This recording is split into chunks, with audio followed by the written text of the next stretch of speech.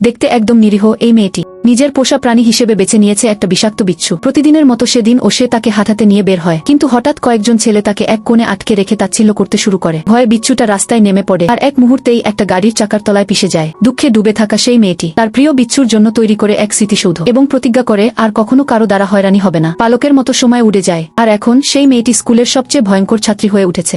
একদিন সে তার ছোট ভাইকে একটা আলমারির ভেতর আটকে থাকতে দেখে। ভাইকে সাহায্য করতে গিয়ে হঠাৎ তার সামনে ভেসে ওঠে এক চিত্র। স্কুলের দুষ্টু ছেলেটা জ্যাক কিভাবে তার ভাইকে নির্যাতন করছে। তার হাতে 2 ব্যাগ ভর্তি পিরানহা মাছ। কোনোরকম দ্বিধা ছাড়াই সে ছুঁড়ে ফেলে সেগুলো পুলের ভেতর। মুহূর্তের মধ্যেই পানিতে ছুটে যায় ক্ষুধার্ত পিরানহারা।